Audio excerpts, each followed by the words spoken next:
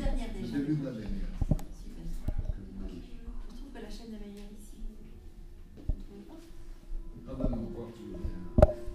Ici. Ah oui, c'est bon. On va éteindre tout ça.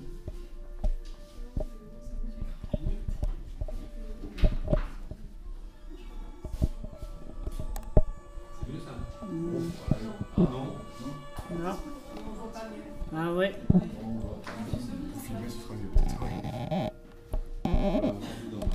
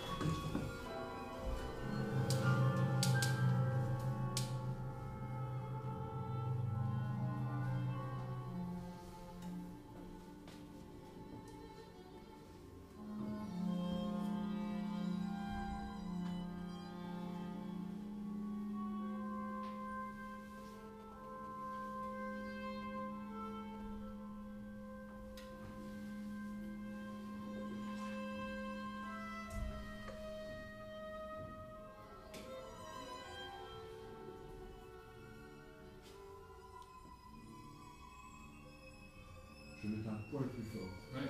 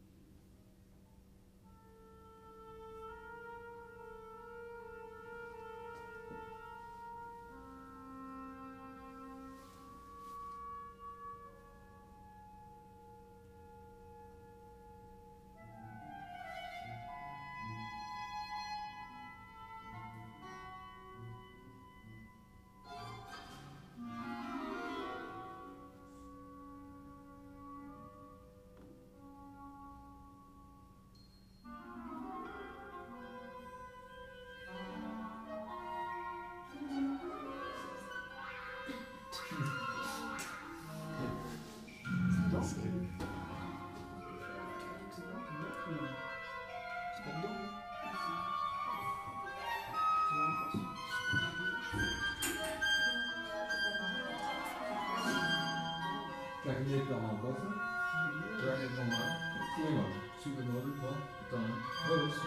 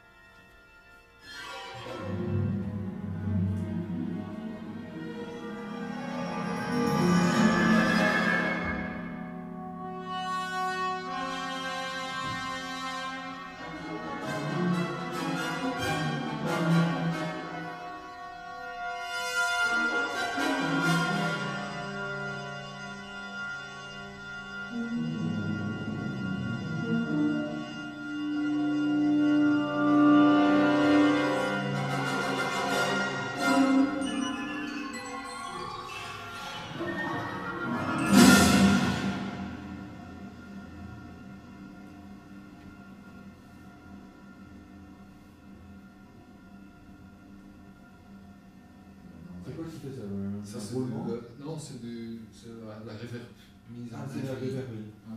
C'est pas un roulement de disque clair. Non, pas. Pendant il y avait un roulement tout à l'heure qui a été capté.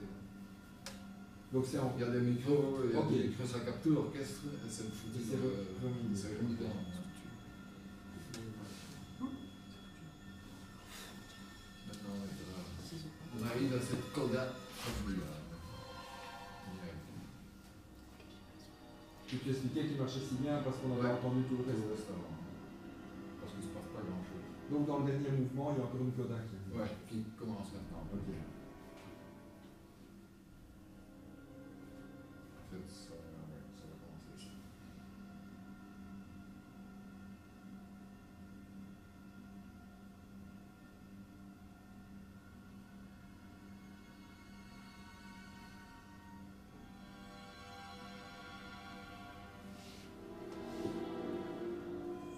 Ici, voilà.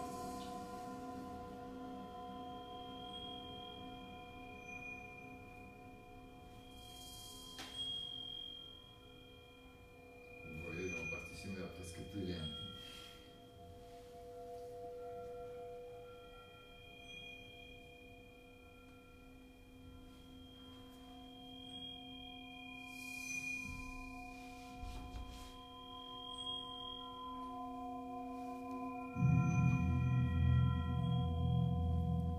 C'est beau ça.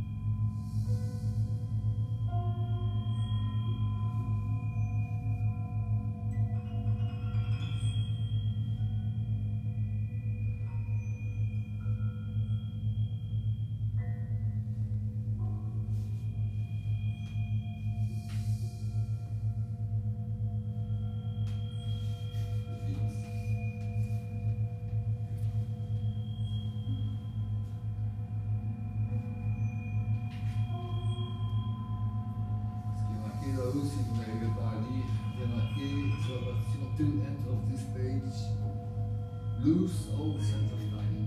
Donc, lâchez toute idée de temps. Donc, attendre. Le chef ne fait rien ici. Ça continue, comme c'est marqué, le chef ne fait rien.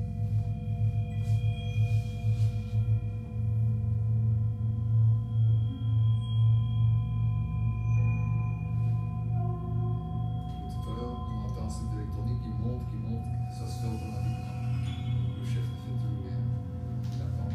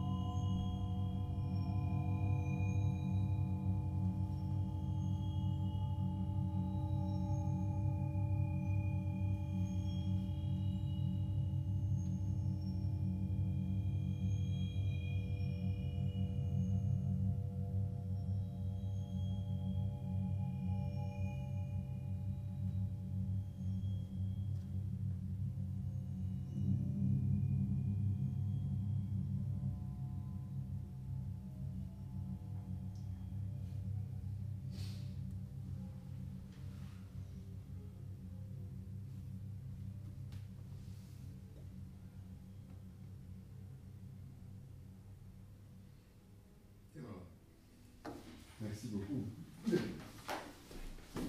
Donc, tu expliquais quand tu as entendu cette pièce, tu as été vraiment bouleversé, quoi. Ouais. Ça fait plaisir d'entendre une pièce, de nous partager une pièce qui t'a bouleversé. Alors, c'est... Non, ça, bah, vous l'entendez tout à l'heure dans mes propres pièces, par-ci par-là, on entend assez clairement des influences. Par exemple, à cette fin, cette électronique, ce qui fait, comme ça, cette boucle, très haut là. Bon, en fait, je le fais régulièrement dans ma musique, mais alors de façon instrumentale, donc sans électronique. Donc, parce que j'ai toujours. Enfin, à l'époque, quand j'étais jeune, ma première symphonie, par exemple, que je n'ai pas fait écouter parce que c'est trop vieux, c'est trop décibel. Mais en fait, c'était une étude. Enfin, j'ai essayé de faire de la musique électronique pour orchestre, mais sans électronique. Donc, cet orchestre fait des sons inouïs, incroyables, mais il n'y a pas d'électronique dedans. C'est ça. Par exemple, je fais aussi des bruits de. Comment dire, des bruits blancs ou des bruits roses. Par exemple, dans ma première, je faisais ça en faisant accorder tous les violoncelles et tous les contrebasses leur corde la plus basse. Je demandais de l'accorder une octave plus bas. Donc, quand la corde est et puis jouer dessus des harmoniques. Et je t'assure, on entend. Et ça en combinaison avec une cymbale chinoise sur une timbale. On peut faire des glissando là-dessus. C'est incroyable. Oui, magnifique. C'est belle couleur. À l'époque. Il y a peu Je me souviens qu'un critique parle- écrivait concernant cette pièce-là, justement, cet orchestre sonne comme une orgue avec des tuyaux plein de trous. Si, ça m'intéresse. Ah ben, Mais, je l'ai pas avec moi-même. Tu parles de symphonie, il y a peu de compositeurs justement ici en Belgique actuellement qui écrivent Non, des symphonies. il y en a très peu. Donc, moi je les ai pas. Ah, c'est la question Mais classique. je veux Pourquoi dire- des symphonies? Non, mais je voulais juste expliquer à tout le monde qui est ici que tu es un des seuls compositeurs en Belgique qui a écrit des symphonies, et autant de symphonies, tu en as écrit combien maintenant? Maintenant, je suis en train de terminer la 8e. La On huitième. écoutera ce qui est prêt tantôt. Ok. Ce sera la dernière chose qu'on écoute aujourd'hui. Est-ce que vous avez des questions par rapport à ce Qui va qu'on a s'arrêter à- entendu? Est-ce que vous allez vous arrêter à 9 Non, je vais passer persistien, ça compte pas. Ça mérite. Non, j'ai des projets pour une 9e, j'ai même des projets pour une 10e déjà. Ah ouais, ça va. Jusqu'à la Et- fin. Est-ce que vous avez des questions sur ce qu'on vient d'entendre maintenant? Avant de. Est-ce que tu proposais de faire un petit peu de. Tu peux encore. Oui, pour toi. oui. Pour mes besoins personnels. Mais est-ce que vous avez des questions pour le. J'aurais juste trois choses à vous dire. Deux qui sont une demande et un qui est un ressenti. Je vais commencer par le ressenti.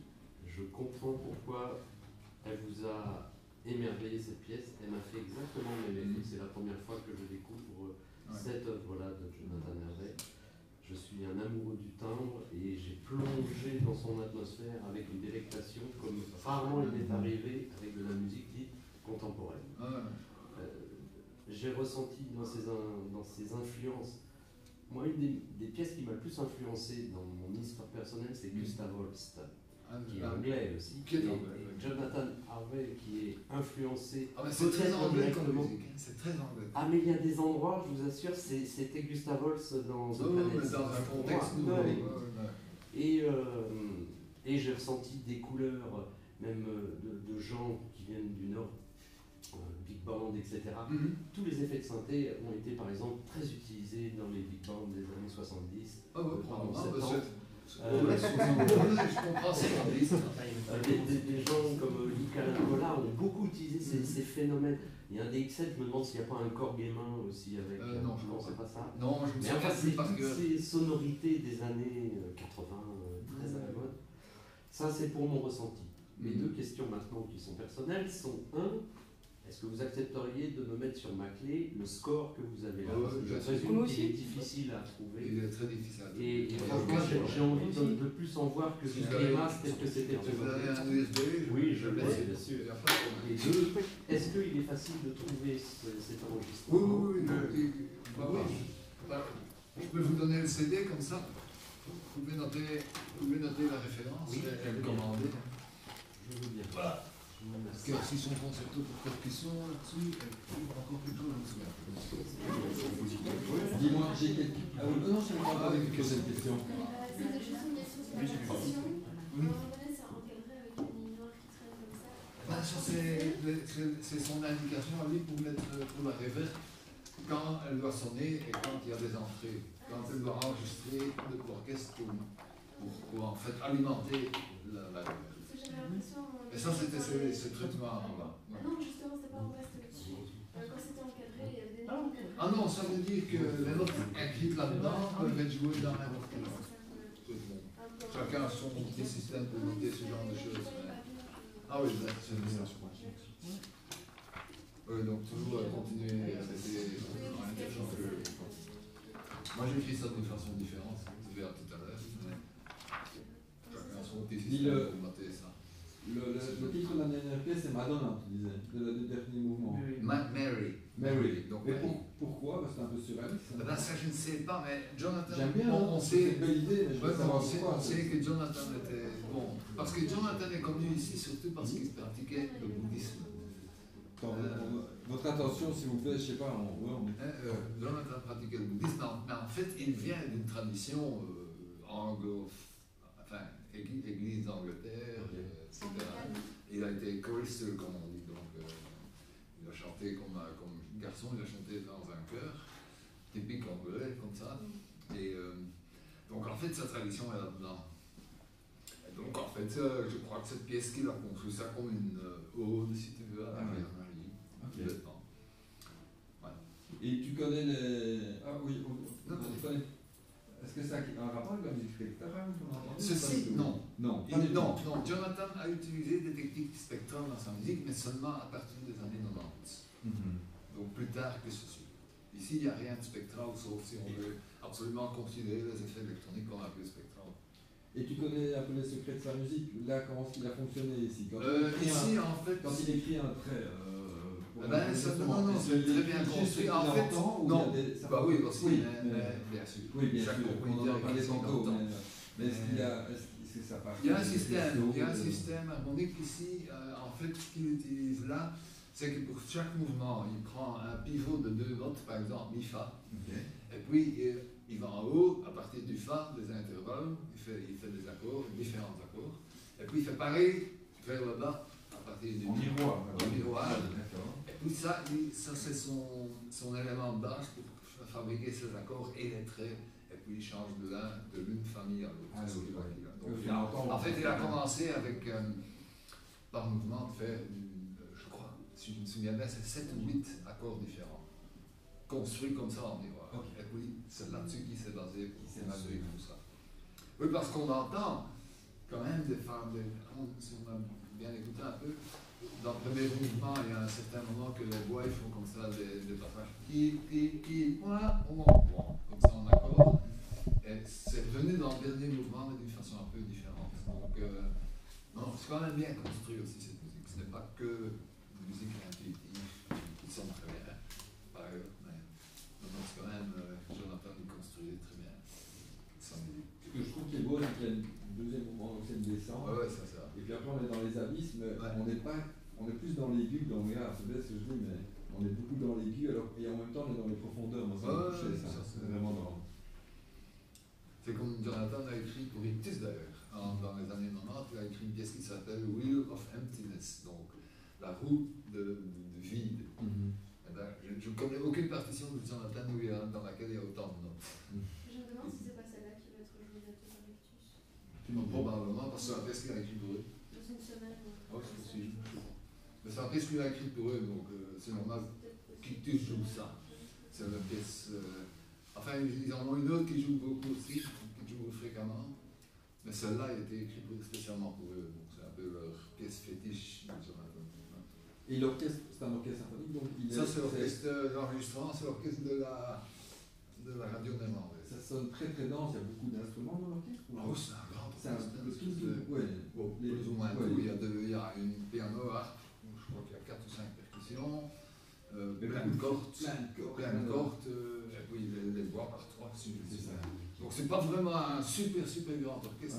Parce que moi, bon, tout à l'heure, tantôt on écoutait dans la 8e symphonie, ça c'est encore beaucoup plus grand. Là, moi j'ai 6 percussions, 2 harpes, piano, des voix par 4, 5 corps, en plein de bordel. Ça sonne très une dense. pièce du gouttière. Ok, mais si tu voulais faire un petit break. Un petit break, oui. un petit cigare, et puis on. Ok, J'ai tu reviens dans combien de temps? Oh non,